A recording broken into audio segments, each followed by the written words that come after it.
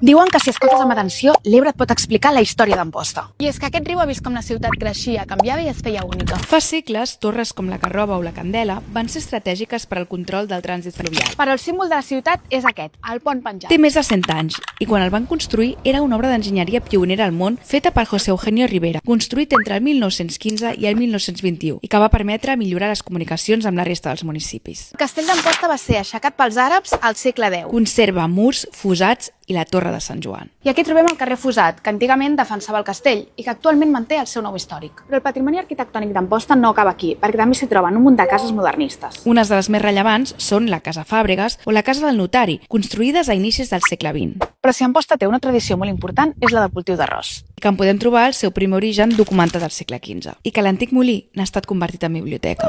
Però per saber més curiositats, buscaré una empostina que m'ho expliqui. Ja estic preparada per la repte. I no podíem trobar millor persona que ens expliqui coses d'Amposta com la Cèlia Espanya. Hola. Què tal, Cèlia? Sempre em diuen, tu ets de Lleida, no?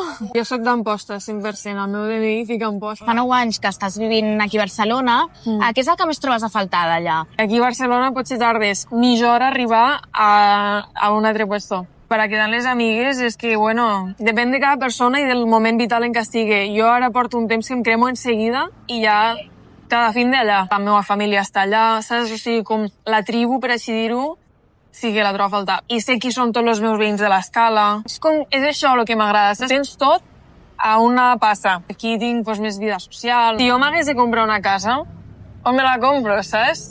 Allí són superbarates, aquí són supercares, no ho sé. Jo podria, crec, treballar allà i anar venint aquí, com fa mon pare. Ara s'està normalitzant i ja comencen a obrir més la mirada cap a altres dialectes i també està bé. Crec que crea rebuig a primeres, saps? Perquè és algo diferent. A la uni, jo quan vaig arribar tenia molt de complex i me sentia insegura en això i molts de companys me feien bromes que a mi no em sentaven bé. Però al final és com tu prens tu i com dius, bueno, me dona igual, jo sóc així, i endavant. I parlant-ho molt amb ma mare, que és filòloga, també em va educar una mica i me va fer pedagogia i em va dir, Cèlia, és que tu parles correctament, és un dialecte. Algunes expressions típiques d'allà o alguna cosa que dius aquí que et diuen i això és d'Amposta, bueno, d'Amposta o de potser més Terres de l'Ebre, no? De vocabulari, expressions, paraules... Sí, pues l'altre dia parlàvem amb ma mare, bueno, avui he penjat un vídeo que parlàvem de que nosaltres diu pastanaga, nosaltres diem Carlota, o per exemple diem ses. Saps què vol dir ses? No. Cul. Ah, ostres, no havia sentit això. Hi ha una cosa que es diu 1, 2, 3 i l'altre dir panxa, cul i ses. I llavors com te tires a la piscina, no sé, és com... És com una expressió també que es diu allà, no? Sí. I ara no em ve al cap més. Però no sé, com vianda vol dir coses, saps? De menjar? No necessàriament.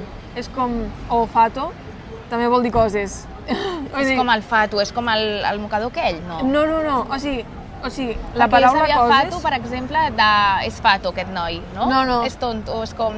Ai, no s'entera. No, si, per exemple, quedaria bé dient uau, és que aquí hi ha molt de fato, en plan, aquí hi ha moltes coses i fato normalment és despectiu, però almenys per a mi, és com, un lío de moltes coses, saps?